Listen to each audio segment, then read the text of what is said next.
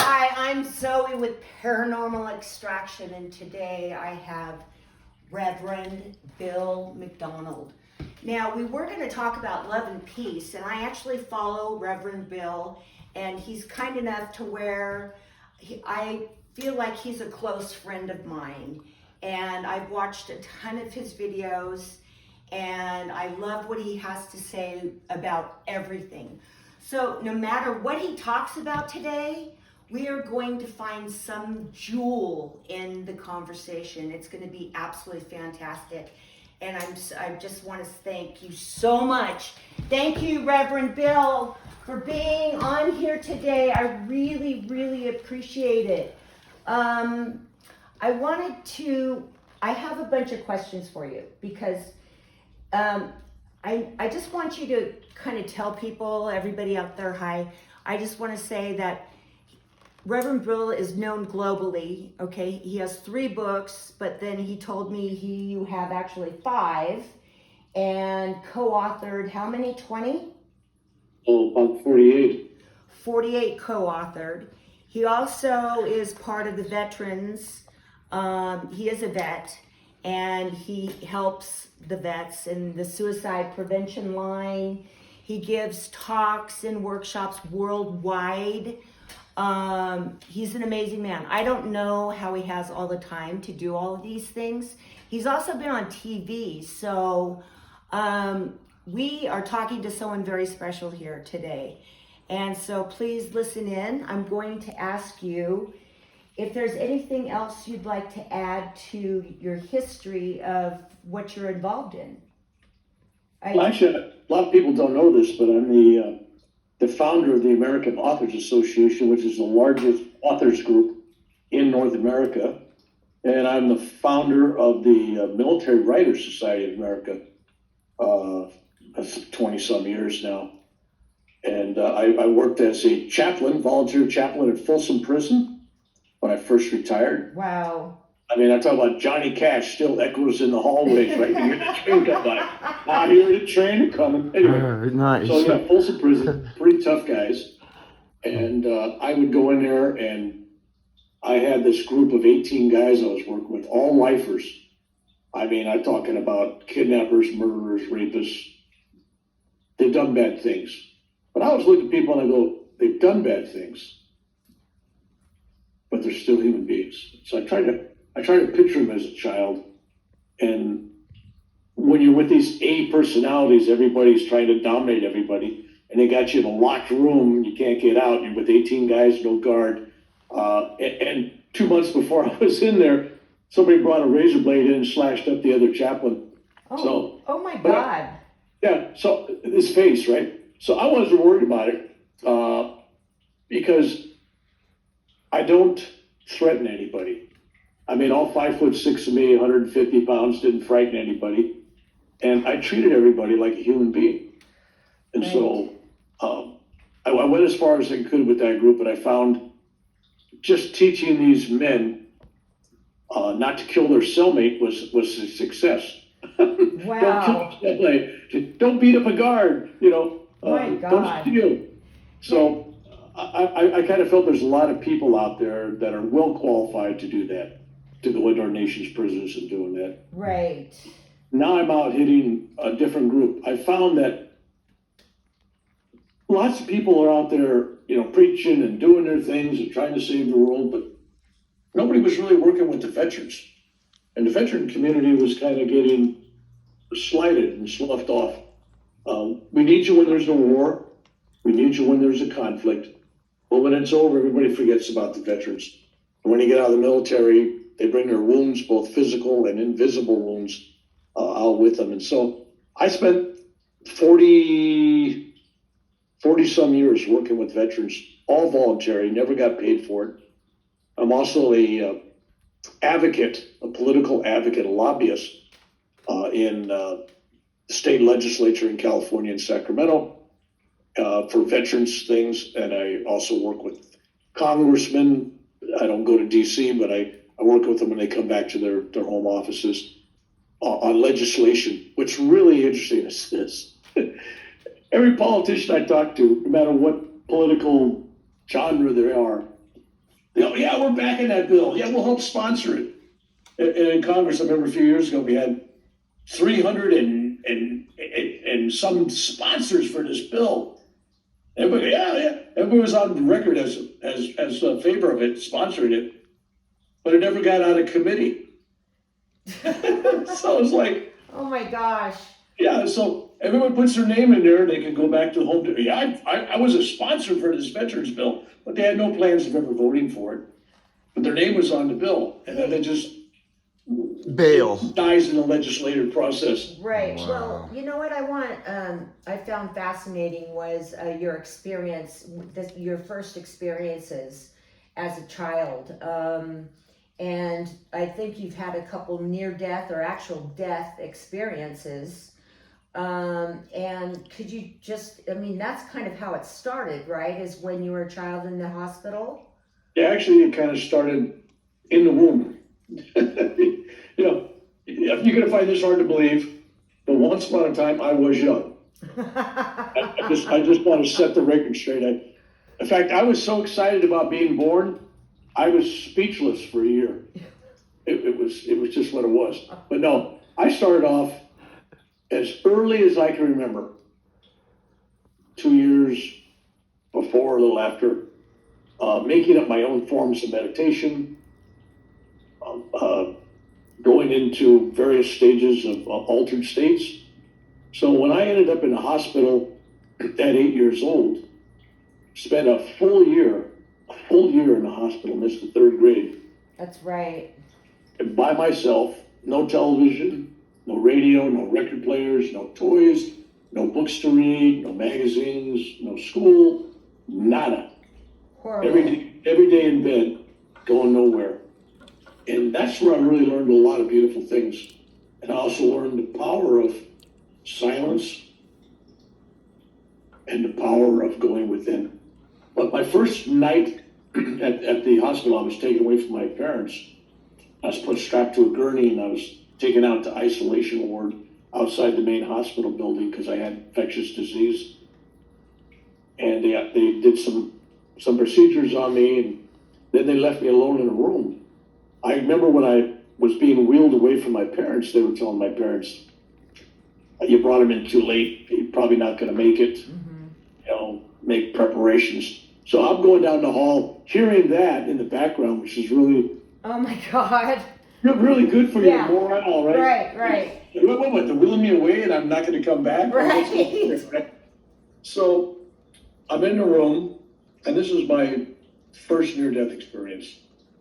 Although I had experiences you would call spiritually transformative experiences prior to this, and even UFO alien abduction with my two sisters and me, another old story. So when I went in there, they left me alone in this darkened room, and the room was totally dark. And I'm feeling lightheaded, and I mean light, L-I-G-H-T, and also light, like lightweight. And I noticed that I wasn't breathing anymore. I wasn't conscious of my breath or my pulse or my heartbeat. And I noticed that I was kind of floating up from the bed. That's right. And I remember kind of glancing down, and there's this young boy, his body, not me, it's a body, it's not me. You always hear me say that, don't worry about it, I'm good, it's just my body, right? That's where this kind of started, because I realized, yeah, that's the body, but that's not me. Right. In case you're wondering why I always say that, that's Okay. it, that's where it started. Okay, so wait a second. So is that how you knew, I mean, from now on, I mean, like right now on, when you speak about that, is because you had that experience, you know you don't have a body? Is that why you understand that? That was call that a tattoo on the forehead. You can't miss it. It's Okay. like, oh yeah, okay. Okay. That kind of stands out, but Cool. I was having experiences prior to that, and I knew, but that just kind of set it up. No, that's not me. I knew that. And I'm looking at my body and I go, well, I feel sorry for that body, but that's not me. Mm-hmm. And I kind of float up, and then the room's dark. Then all of a sudden, the room starts glowing. It's like if you've ever flown into a cloud in a small airplane or a helicopter like I have in Vietnam. You fly into a cloud, it's just this cloudy stuff is all around you. It's like somebody making a movie about heaven, right? It's in the clouds. And so I'm looking at that and the room gets lighter and lighter, brighter. And then I see this panorama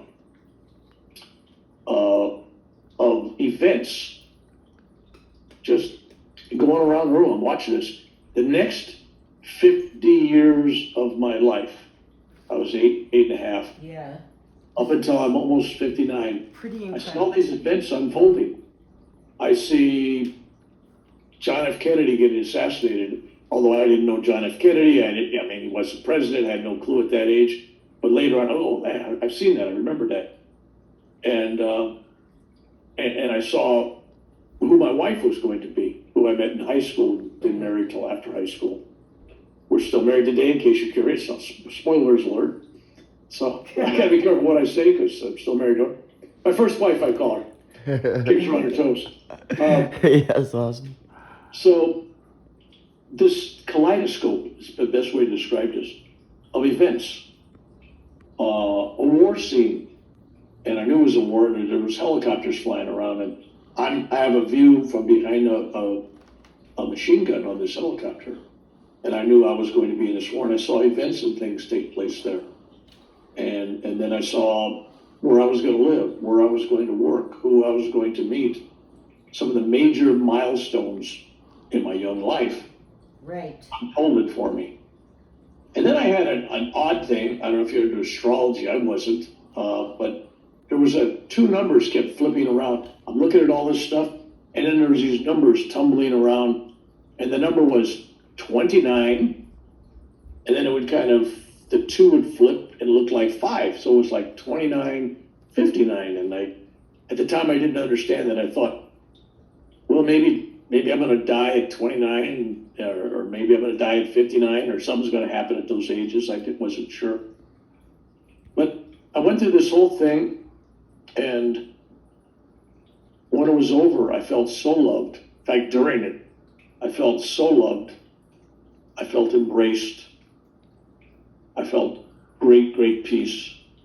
And I knew that I wasn't going to die there in the hospital. For one thing, I knew, well, I'm going to make it to at least 29. So when I got out of the hospital, my first few days out of the hospital, I told my mother, I said, I was concerned about my health in the future. That's why that 29, 59, I'm kind of going. So I became a vegetarian at 9 years old.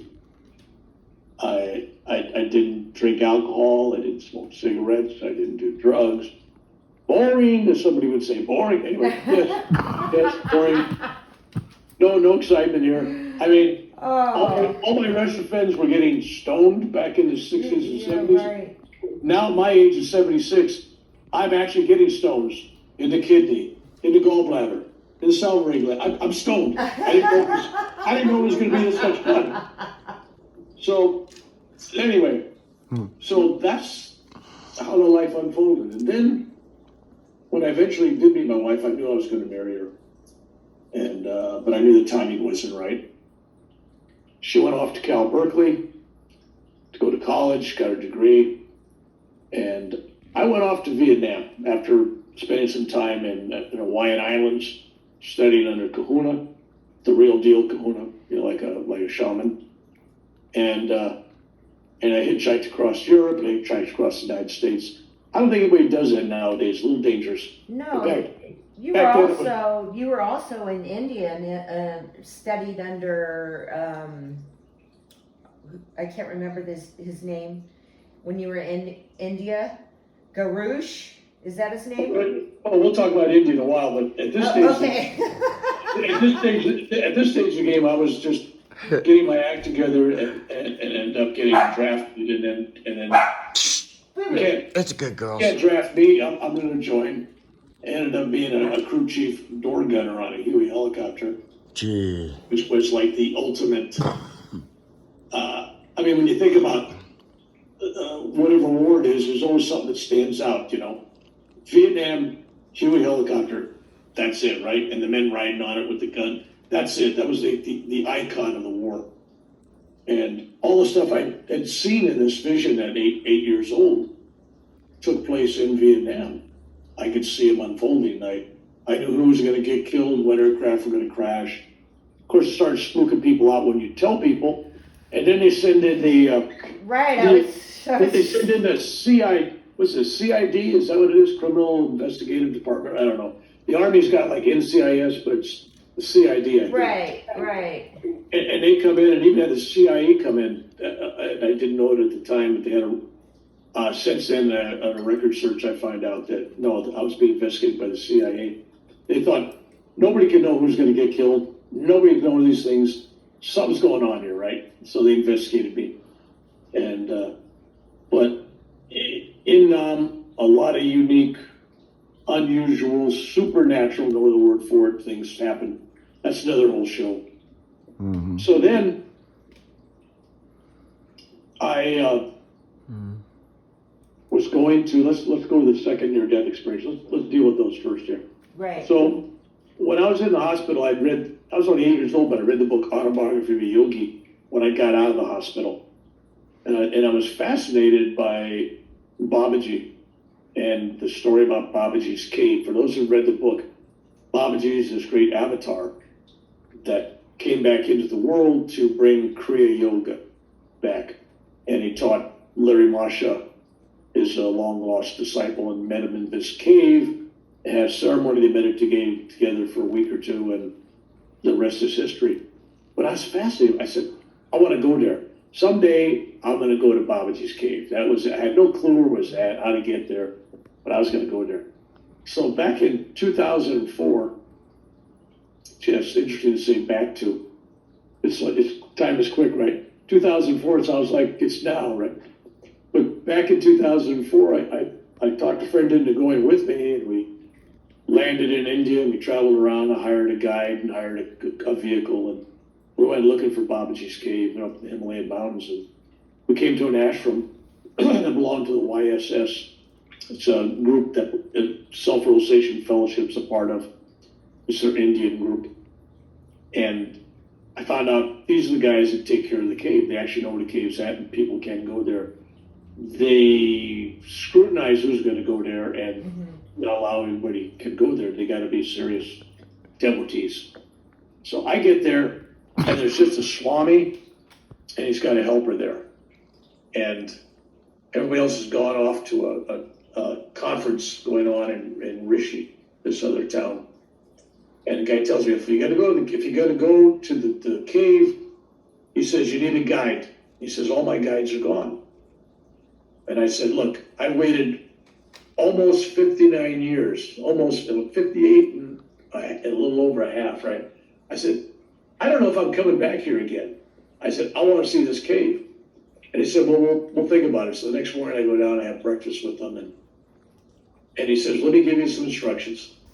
And he writes out these chicken scraps instructions, like he goes, wait, attention driver, you drive down the road from here and you make a left sometime. It's either 20 miles or 30 miles or 20 miles. I'm not sure. But take one of those lefts, and then you get off, and then there's a couple of roads, but only take the one that looks right, whatever that means, and then go up it, and then it'll end. Get out of your car, walk down this dirt road, and then you'll see a bunch of trails coming down. Pick the one with the sign, and then follow it up. He says, can you do that? And I go, I wasn't going to say no. I'm going to say a shot, right? I said, yeah, I can do that. My Indian driver's looking at me like I'm crazy because he didn't understand anything. And so we get in the vehicle, we drive down the road, and pretty soon I just tell the guy, next road, turn. So he does, next road, turn. And then I go, park. Okay, we went down the trail, me and my buddy, and there was a sign to go up to the trail.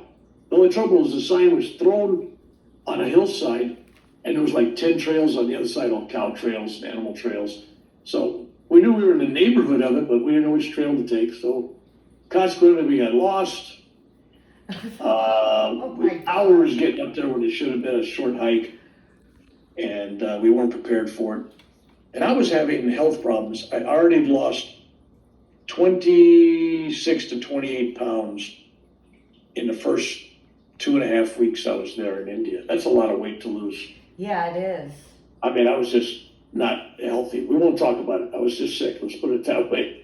And I was having seizures since Vietnam. When I got blown up by a rocket in Vietnam, I periodically have seizures, you know. And I had some heart problems. So I wasn't really the healthy specimen going up this hillside. I was a Wow. walking time bomb. Okay, But I'm that's going to weird. Babaji's cave. It doesn't matter to me. Yeah, right. Yeah, so I'm really sweating, and pretty soon I'm going, well, I'm not sweating anymore. I guess I'm good now. Well, if you know anything about dehydration, you stop sweating, you're in trouble, right? So finally I see a temple at the top of the hill, and so we get up to it, and I'm exhausted, and I'm laying in this temple, and it's Babaji's temple, and they got a big portrait of him about 6-8 feet tall in there on the wall, and my heart was going boom, boom, boom. I mean, you could just about see my shirt moving. It was Wow. really bad. And so rested about 20 minutes and meditated a little. And we weren't at the cave yet, but we know we were close, within a few hundred yards. So we left that building and we took this trail uphill. And we get to the top, and there's this cave. And this cave's got like a jailhouse door across the front of it. In other words, to keep vandals out, because people were going there and they were chipping rocks out of there as spiritual souvenirs, Oh, right. and graffiti, whatever, right? Mhm. So, and I had the keys to the door, and I unlocked it, and we went inside. And spending 50 years looking for this place, it was an emotional thing. It was really kind of cool. I can't undersell how I was feeling. But I was also feeling lightheaded. My heart was terrible. I was having some kind of seizure. And then I reached into my pocket, and before I left for India, I sat down on my computer with the smallest indicia that, like number 10, right? And a single space. And I typed 4 pages, both sides, on printed copies of everybody I could think of to pray for. I mean, I had high school friends, college friends, army friends, neighbors, enemies, people, bad bosses, good bosses, people I saw a Of couple times. course. That's how you hitchhikers. are. Everybody I could ever remember meeting, I wrote them down on this paper. Of course you did. And I figured some people didn't have a name because I didn't know who they were. It was like hitchhiker. I figured God will know who that is. A child, a foster child I helped for a night or two, right? So all these things I had written down on there, and when I went in there, I mentally read the whole list and asked Babaji to bless them. My idea was these people were never going to go to the cave. Right. But I took this list with me to all the major sacred holy places in India, and I had it with me right next in my shirt next to my heart. And then I read it in the cave. And the next time I read that list was on the Ganges River a few weeks later at sunrise. And I'm in the river, and sun's coming up, and then I read the list, and I took there was a candle there, and I took the candle and I burned the list, and then the ashes went on the Ganges, floating down. I thought that was a good way to end that list. Just it was done deal, right? Anyway, so we finish in the cave, we lock it back up, we start walking out of there, and I don't know where I'm going. I start walking the wrong way, and my friend foolishly follows me. And then next thing you know, a couple hours later, and it's getting later in the day, colder, I'm standing on the edge of a 30-foot cliff. It might have been 35 feet, 32. It's roughly about 30 feet. And I'm standing there, and my heart's just going boom, boom, boom, and like somebody's twisting my heart. And it was really hurting, and I'm getting dizzy. And next thing you know, I collapse off this 30-foot ledge in the Himalayan mountains, and I bounced a couple times. So the good news was it wasn't a sheer drop. It went out a little bit with a little edge and out a little bit. So I was able to get a couple bounces in. And then I ended up laying on this big boulder at the bottom of this cliff, looking up at the clouds. And I'm going, wow, this is kind of cool. And then I noticed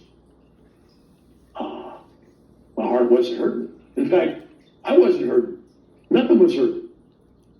And that's when I realized, when I looked down, oh, that's that body again. I feel sorry for that body, but I'm good. Right? Oh, you're So- just amazing when you talk about this stuff. I just think it's funny how you add humor into it, okay? Yeah, okay. I mean, oh, look, God made me, so therefore he had a sense of humor. Jeez. I mean, look in the mirror. I gotta go, hey, God had a sense of humor, right? So, so there I am floating up above my body. And I'm going, well, you know what? If this is it, that's all right, right? I got to see Babaji's cave. That's a good fitting. It's a good way to go. And then I looked down, and crawling across my ankles, my feet, was this very large cobra. Now, being an Irishman, you got to go, what's large, right? My wife always reminds me. She says, first time you told the story, it was 6.5, 7 feet. Now you said it's a king cobra. I said, well, in truth, when you have a cobra across your feet, they're all large, right? So, and it came out of the grass. I seen its head and it Oh went my across God. my legs. And I never saw the head and the tail in the same image. It just kept rolling. But I got so excited, not in a bad way, but in a good way, like, I love that snake, right? I wanted to embrace that snake. And it was like somebody had paddles, paramedics. Right. Clear, and it was like that snake acted like a defibrillator. It just, boom. I jumped up off the rock and I reached down, I started grabbing the snake and it's slithering through my hands. Now I realized I'm grabbing that snake with two hands like this, okay? My fingers can't touch around the body of the snake. My God. So I don't know how big it was, but I couldn't get my fingers around it. Right. And it kept sliding through. And it didn't turn around to come after me. It kept slithering away, and I kept trying to pick up its body. I mean, I wasn't the brightest guy in the world, but there you go. So it finally escapes. It goes this little tiny trickle of a waterfall.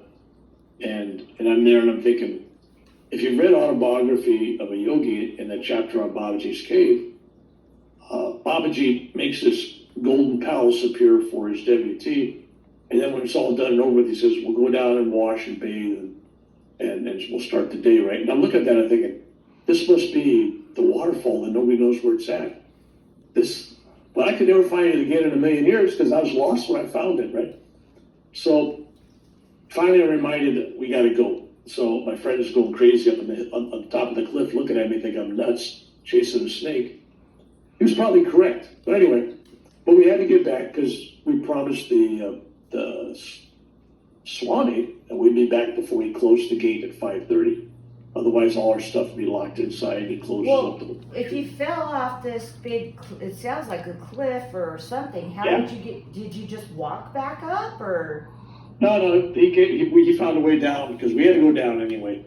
So. Oh, so your friend came down to that ledge. And he goes, well, there's water here.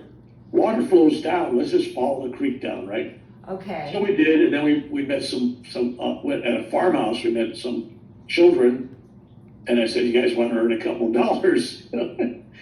We parked our car and rode someplace. They knew where it was at, and so they got us to our car. We got in the car. We drove back just as the Swami is closing the gate to the ashram. Nice. And he looks at me and kind of smiles, and he goes, "Did you find the cave?" Oh my God. So then I start to go through this whole story about falling off the cliff, and then while I'm walking through all these places we were lost, there was something, I don't know what it is in India. It's kind of like poison oak, poison ivy, and I had lumps of scratchy, itchy bumps all over my body from that hike that day. Plus, my shirt was ripped up and dirty from falling off the cliff. And I was chilled because it was in the Himalayan mountains. It was starting to get dark. And I was cold. It was in October. And then I had a seizure and a heart attack. So everything possibly could happen to me happened to me on that trip, right? Unbelievable. So I'm telling this Swami the story. And there's this woman from Alaska. She's about in her 40s, I guess. And she's listening. She keeps interrupting. She goes, "Hey, mister, don't you know? Finally, about a third time, I said, "Okay, what don't I know? What do they?" She says, "There's something that people say." I said, "Okay, tell me what they say." She says, "It is said that those that have the most arduous journey to Babaji's cave have the greatest blessing. And the Swami just smiled like, who's going to top my story, right? Right. I mean, everybody else gets a guide, they take you up, boom, here you are, they take you Yeah, down. well, that's pretty fantastic. I mean, that's... So, all right, so that was like in October. A normal person, not a man, men don't do anything like they have a heart attack. Okay, man, I'm good now. So that's what I did. I finished the journey. Is in just before Thanksgiving. I get back home, and I don't go see a doctor, except in December. All of a sudden, right up here in my spiritual eye where it's located, there was a big bump. There was a tumor, cancerous tumor. So I went in and they took it out. I had an operation for a cancerous tumor. In my spiritual eye, and I had, all these stitches lined up on my forehead. Wow. It was That's- really cool. that's My wife thought bizarre. she thought I was nuts for saying that. I said, oh, this is really cool, man. I'm going to Yeah. India seeking the wisdom from this wise guru sitting on a mountaintop someplace, right? And I come home, and it's like my spiritual self is cleansed, and they removed the cancer from my spiritual eye. I mean, it was so symbolic. It was like, anyway, it makes a good story. Anyway, so then end of January, I'm having small heart attacks, and then I collapsed in my garage. So I tell my wife, I said, I'm not feeling too good. I think I'm gonna drive myself down to Kaiser and get checked out. It's my HMO. I get in my truck, I drive 7 miles down, I find a parking spot. I come inside, there's a line of people lined up to go see the desk where you sign in. Right. And it takes me 20 minutes, I finally get up there. First question they ask me, not what's wrong, are you okay? First question, do you have health insurance with us? Come on. I had a laugh, right? You're Yeah, funny. This whole time I'm having a heart attack. Nobody's even asking me, right? So give me a clipboard, I fill out all the stuff. I fill out, I get another line, there's only about a dozen people. I get up the head of that line, I finally get there and I hand the clipboard to the lady, and she looks down at it and she kind of snickers at me. She says, says here you think you're having a heart attack. She says, I think I'll be the judge of that. She says, how'd you get here? And I said, well, I drove. And then she says, you walked in? Yeah. And you went to that line? Yeah. And now you're in this line? Yeah. She says, yeah, we'll see if you have a heart attack. So she has her stethoscope out. Next thing you know, she's ringing bells, code something. Oh, Code right. blue, black, green, Right. I don't know. Code, next thing you know, boom, I'm strapped on a gurney and take. She says, sir, you're having a heart attack. And Unbelievable. just as calm as I am right now, I said, yes, that's what I told you, I'm having a heart attack. So I came in. She says, yeah, but so anyway, so then I get in there, so everybody wants to pay attention to me. So I'm complaining to this doctor because he wants to do immediate surgery. And I go, I don't smoke. I don't drink. I don't do sugar. I don't do salt. I don't do chocolate. I don't do drugs. Boring, right? I meditate. I do all these things. I exercise. And yet I'm having heart attacks. And he looks at me, and remember the 29, 59? And he looks at me and says, sir, That's right. he goes, sir, he says, looking at your genetic makeup, he says, my guess, because I can't look at your DNA, but my guess is if you hadn't done all that, you'd probably been dead by 29. Wow. Okay. Wow. Instead of being a couple weeks shy of your 59th birthday. And I'm going, well, now realize Wow. that first near-death experience only took me 50 years up. It took me to that point in time, right there. Right. And if there's anything with astrology, I was thinking of my friend Paul H. O'Brien Jr., a good Irishman, born the same day, same hospital as me in San Francisco, and about an hour apart. And I'm William H. McDonald Jr., and he was Paul H. O'Brien Jr. And so we're both juniors, both Irishmen, we're both born pretty much same place, almost the same time. We met each other, I don't know, 8 years later, maybe 9, 10 years, 12 years later, much later, in a different city. And then we had the birthday. Oh, you got your birthday today. And then we found out we were actually crib mates. So I thought, well, if there's anything to astrology, I wonder what's happening to him. So I had just, before I went into the hospital there, I had just heard word from my friends in my high school class that Paul O'Brien had died. Didn't reach age 59. And I'm going, wow. So there I am, getting ready to have heart surgery. And, Wow. and my projections for my future only went to just before 59. Right. And the guy's got the same astrology chart as me, who didn't become vegetarian, who drank, who smoked, who did drugs, who caroused around. I mean, did all that Right. stuff. And he's dead before 59. Wow. Yeah, so that was interesting. So then jump forward. That was in 2005. I survived 8 stents and all kinds of other stuff going on. But I went back to India to visit this guru that I met, and many times. And it was in 2011 that I was flying back to India, and I landed in Germany. I met some German friends, David Schultz, one of my good friends. We rode the train together from Frankfurt, went to his little town, and I did a workshop there, and met all these Germans that I knew from the ashram.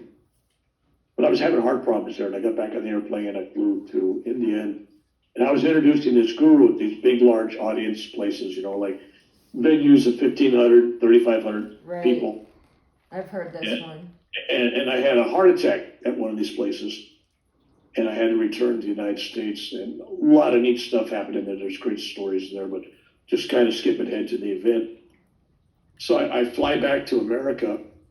Oh, by the way, I go into the ER with a heart attack in India, in Mumbai. First question they ask me, are you okay?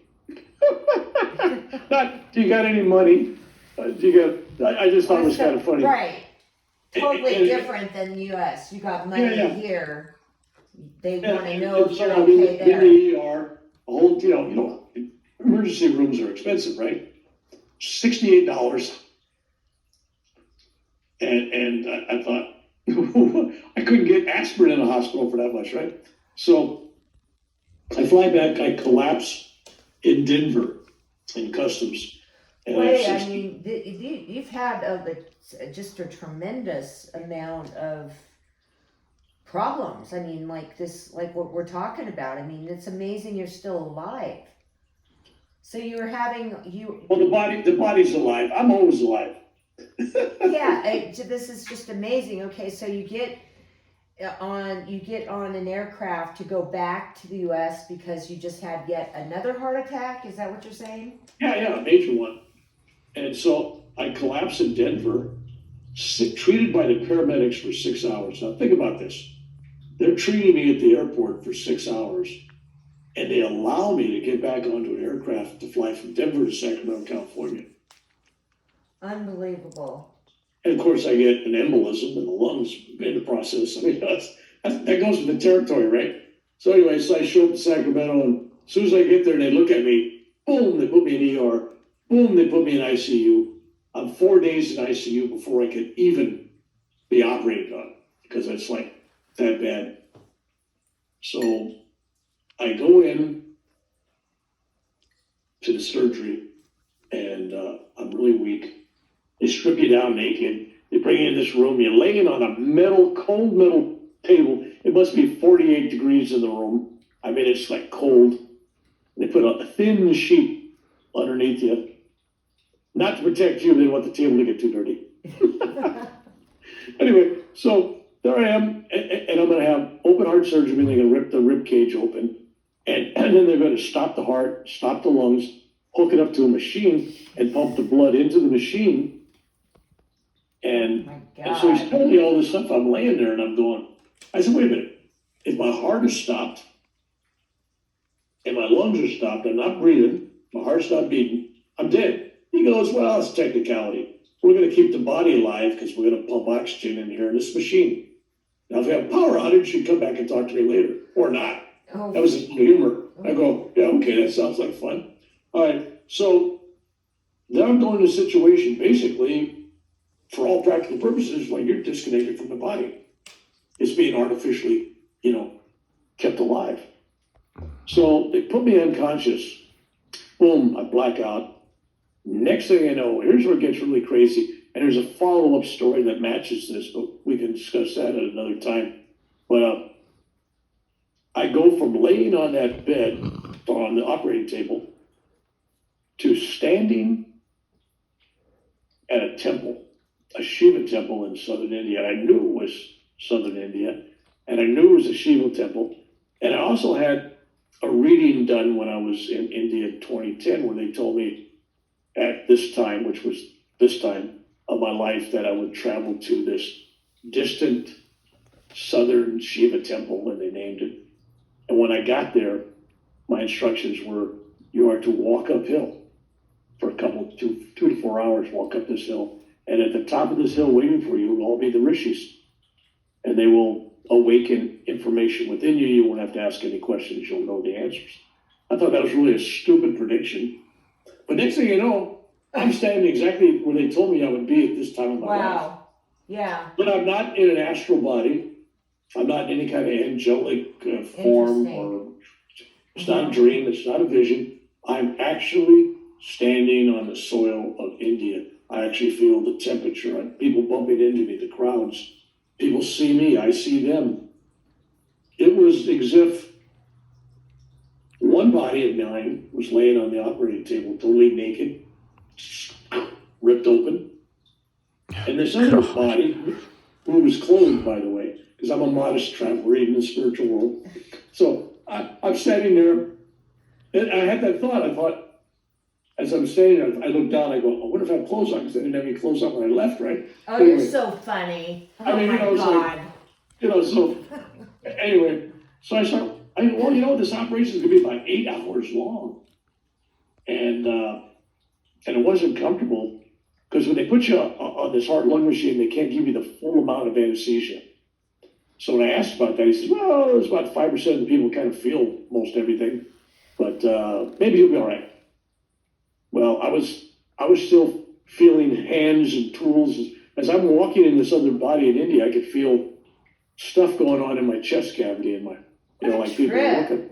I mean, it sounds like some Alice in Wonderland full trip mobile situation. Yeah, it was Wow. So I walk up this hill, and several, I don't know how long, it was hours. I finally get up there, and there's these rishis, the real deal rishis. I mean, if you read Indian literature and follow the religious beliefs, there's this group of rishis that, I don't know if there's 18, 19, I don't know, there's different groups of them, but there was this whole group of them up there, including Augusta. And they have this hair that's kind of all crazy directions and beard. They look like they're all raised in Jamaica, with the, hey, man, anyway. So there's the rishis. I know it's the rishis, but I don't know anything about the rishis. But I get there and I'm very comfortable. They're sitting on logs and on rocks and everything. And this is not a dream. It's not a vision. I mean, I say this, and it was like, actually, the rocks, the logs, the fire pit, everything is there, including this guru who originally sent me to get this reading when I was staying in his ashram. Says, you got to go get this. I said, I don't believe in these readings. He says, but they believe in you. Go get it done, right? So anyway, in that reading, amongst other things, they told me about this experience I was going to have, but I thought it was going to be in real life, not in this other dimensional thing, whatever it was. Right. That had to be a trip. Yeah, so, well, of course, me, I'm just as calm, relaxed, not excited. I'm just going, yeah, okay. This was foretold. This is good. And I didn't have one question for those guys. I had all these, ask, any question you want to ask. Here's the guru on the mountaintop, right? Here's the rishis on the mountaintop. Ask anything you want. I had no questions. I go, this is good. I felt satisfied. And then, standing there with them was that guru, that the ashram that sent me to the reading. He was standing there too, and he's got his arms folded. He goes, Peter, don't give up heart. You can skip a few beats, but don't give up heart. That was his opening line. I'm going, what? Because I've been in so much pain from this heart attack and everything, and I feel like I went back to India and all that neat things happened. And it was like, you know what? If it's my time, if it's my time to go, it's okay. You know, it's okay. So I was kind of dancing around that idea. And then this cloud, remember those clouds? Yeah. The cloud was kind of covered the sky. And instead of a thing of 50 years forward with what I'm going to do, it's an unfolding panorama, a sea, no, an ocean of faces, of people, and even a few dogs and a couple cats. I know. Yeah. So it was like, I'm looking at these people, they just keep rolling by, hundreds, thousands of them. And this lady, she comes out and she has the most beautiful, soft, feminine voice, like an angel. And she goes, Bill, you don't owe anybody anything. You've done enough. You've earned the right. Just give up your heart. Let it stop. I promise you peace, bliss, joy, happiness. And so the guru guy, remember him, right? He's standing there and he's going, nope, no. I go, what? No. He says, no. He says, I promise you pain and more suffering. You got to stay and help these people. Oh my I God. go, wait. I go, she's promised me bliss, peace, no pain, beautiful, everything's great. And I'm supposed to say no to that and say, yes, you offer me more pain and more suffering. And he goes, more pain than you ever had, more suffering than you ever had on a physical level. And I go, what? I go, that's not a good sales pitch, right? So, and then he points up to this vision of all these faces and he says, if you go, you don't owe these people anything. But if you go, none of these people will benefit from your life, from your smile, from your words, from your videos, from your books, whatever. These people are waiting for you and they don't even know it. Wow. And I'm going, well, okay, that's great, but you're going to pay me more. So he's promising more pay, and this thing's going back and forth argument. Then all of a sudden on the operating table, they're jump-starting my heart. I mean, they sewed things back together, and now they're going to jump-start the heart, the panels. And I'm standing there on this hilltop, and all of a sudden it's like, whoop. And the next thing you know, boom, I'm in this body on this cold, ice-cold metal operating table. And at the time I'm thinking, well, geez, they promised me more pain and suffering. And I felt everything they were doing. The anesthesia was totally worn off. And they still had another 20 to 45 minutes to go. At least they were attaching the rib cage and all that stuff. And they were sewing up. And I'm awake for it all. So I got my eyes taped shut. I got a thing down my throat and I'm strapped to a table. I can't move. I can't say nothing. I want to say, hey, in my mind I'm going, hey guys, I feel all that. Oh my God. Oh my God. That's a nightmare. Yeah, so it was like 45 minutes of like full on pain like you can't believe. That is a nightmare. Actually, it was a lot less fun than it sounds. So these are some pretty miraculous stories. But this goes on. Let me give you a recap on this. All right, so finally come to, and every time for the next 10 days, I'm fighting. I need 5 blood transfusions. I'm fighting to stay alive. Do it. And my lungs keep filling up. I got congestive heart failure, and it's filling up. Oh my God. So, and every time I go off to sleep or cat nap or whatever, I'm back on the mountaintop again in the body. And I'm going through this whole thing again with the guru going, don't give up heart. You can skip a few beats, but don't give up heart. And I'm hearing this over and over and over and over. 10 days. So finally one night they're moving me down. It's like 11 o'clock or 10:30 at night, and they're moving me down for another transfusion or some procedure. Unbelievable. And the phone rings from the hospital bed. And they're wheeling me out. I go, no, I got to get that. No, we got to, no. I made a big fuss. I answered the phone. And there's this voice, yeah, this is Gurnoff in India. And I'm going, yeah, how many Gurnoffs do I know, right? Right. Well, that's the big guru guy, right? And then the next thing out of his mouth, Bill, don't give up heart. You can skip a few beats, but don't give up heart. Right, and that was his real voice on the phone. Yeah. Yeah, he's a right. real phone. Yeah, He on the says, telephone. he says, I got over 100 people here at the temple. I've told them to go meditate for you. I told them already that I was going to heal you. Don't disappoint your guru. I'm going, what? Anyway, so it was kind of like a guilt trip. Long story short, I didn't die. Obviously. And before I left the hospital, I had a Babaji experience, which is another story. And somebody witnessed it. That's another story. So all these things just keep unfolding. Because I don't know where you want to go with this interview. Yeah. I got on this track. But bottom line, I really found is once you escape the body a few times, you really do realize it is just the body. It's not you. Mm-hmm. And everything is really just about love. So you start with loving yourself,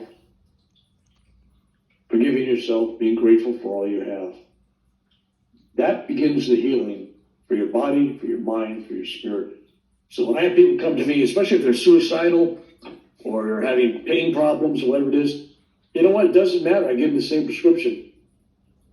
Love yourself, forgive yourself, be grateful for all you have. Most people honestly do not love themselves. And yet, if they want to go out and change the world, help other people, and I'm telling you, you can't give away what you don't have. Exactly. I have a quick question on that one. Yeah. What if you don't know what love is? What if you are, let's just say, a meditator and you're into spirituality and you tried many different modalities, and as you have, which has been unbelievable now, but let's just say that, and you don't know what love is. What would you say to somebody like that? No, got to do with it. Anyway, sorry. What? You're so old. I'm sorry. The song. Okay. Anyway, love it's not a noun. Love is an action verb.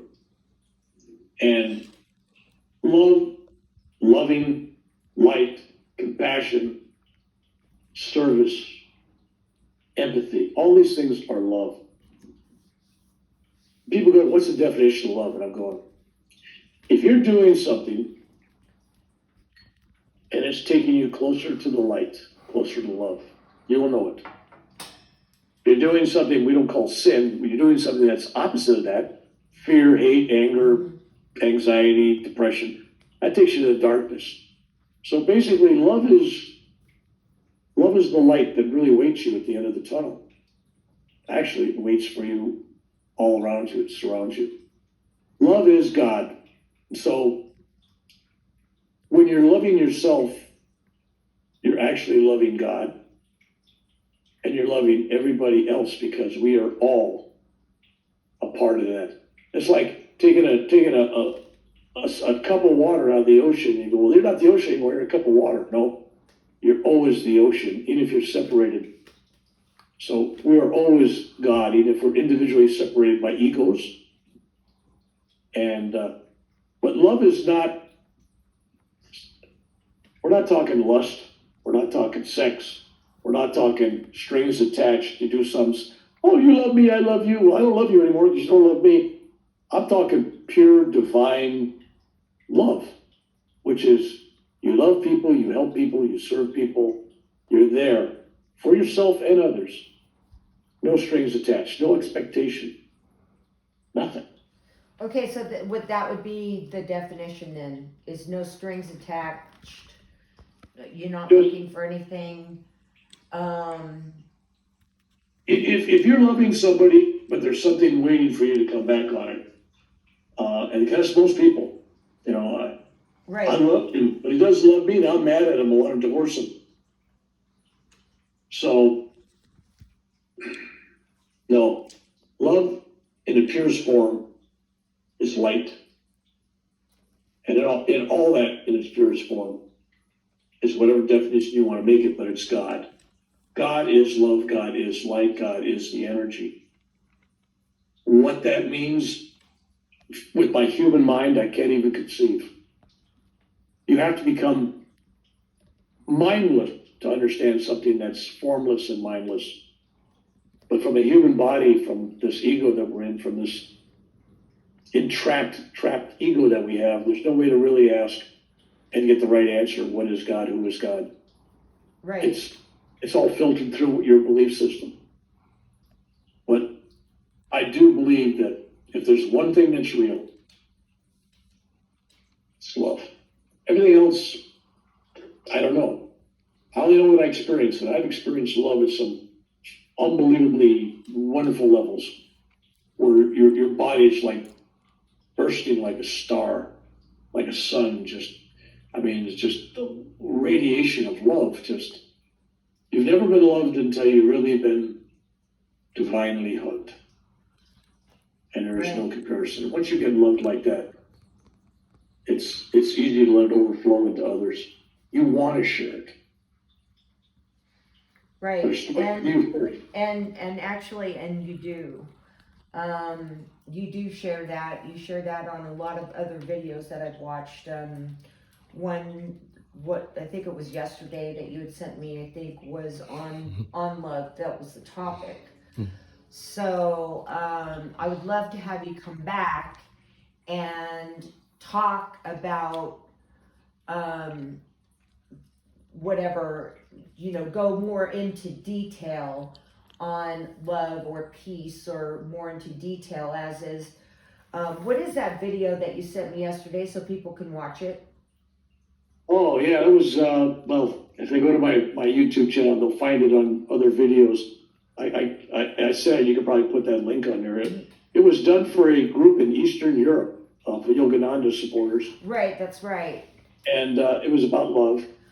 And it depends on when I'm getting an interview. This thing has its own energy. It just goes where it's going to. Right, but exactly. To me, the message I'm really trying to get out there with people is, it's not who loves you.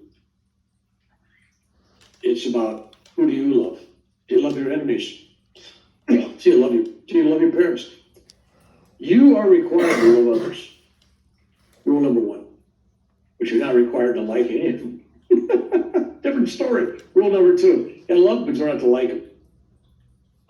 Because you don't like things people do to you, or they don't like how they act. That's reasonable. But you gotta love people because they're all God. And if you see God in all of them, it's hard to get angry with people. You may not want to hang around with somebody that's not good for you, but. Right, exactly. Well, I just want to say thank you so much. I mean, I definitely want to have you on here again with speaking about, more in depth, the spirituality of it, going into where it seems like we're going in that direction. And specifically speaking on that, because I've watched quite a bit of your videos, and the things that we talked about today is what really hooked me in. Because I just couldn't believe it. I just couldn't believe that you actually had gone through all of these events, and you had been out of your body, and then with the ailments and the sicknesses and the death and the heart and this and that, and then you have this whole other thing, all these other things that you're doing that you talk about after that. So hopefully we can get you on here again. But how do we get a hold of you? I mean, how does someone find you? First of all, they can find me on Facebook, Rev Bill McDonald. Unfortunately, I don't friend back everybody that like today. I think I got 400 requests for friends. There's no way in the world. So if I'm working with somebody, I'll friend them, or if I know them personally. But they can follow me, and Right. I will correspond with them. Right. And email address is Huey, like Huey Helicopter, HUEY 576 @gmail.com. Mm-hmm. And if they want to go to my website, www.revbillmcdonald.com. Right. That's simple. It's that simple. And I'm here. They could do a search on Google, and they'll find hundreds and hundreds of videos out there. on almost everything. I'm almost at a point where I'd like to take people farther and deeper because you're right. Talking about the near-death experience, that seems to be an interest that hooks people, but that's not the meat. That's The meat right. is That's once I got your interest, I got you inspired. Now what do we do? But see, that's what I wanted to do is I wanted to capture people's attention today. That's what I wanted to do. That was my goal. Because once you did that with me, then you and I were corresponding a lot more, and you were sending me through stuff. I'm Messenger. not impressed. Come back later today and we'll do another one or two or three, whatever you want. I'll do a series for you. Not Right. a problem. A series. It's cool. It's not a big deal, but Oh, that sounds you'll great. probably get tired of hearing me, but bottom line is you can't finding God by having a near-death experience is that's a one-on. I mean, it's like, what are you going to do? You Right. don't have to die to find God, not in that sense. Right. But having an inner life that you let overflow into your daily life. In other words, inside you got this divine romance going on with God, and you're doing everything to please God, and if that means helping others because they are God also, then you got the secret. It's all about giving. You know, we're not here to be understood. We're here to understand. We're not here to get. We're here to give. We're not here to be loved. We're here to love. Yeah, that's wonderful. Live your life like that. Well, I really appreciate it, and I'm going to say thank you one more time, and we're definitely going to have Reverend Bill McDonald. For a series. A series. I hear behind the camera. A series. Be with us again. So I just want to say thank you, Bill. We got all this information on here, and just have an absolutely beautiful day. And don't forget to love. It's got a If you want to read, I got some books on Amazon. Check them out. Warrior's Spiritual Odyssey, Alchemy of Warrior's Hearts. That's two I recommend. But blessings and peace to you. Yeah, if you want me to do a series, we can do a series. Little 40-minute ones.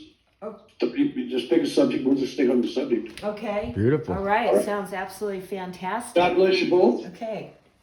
And over and out. So.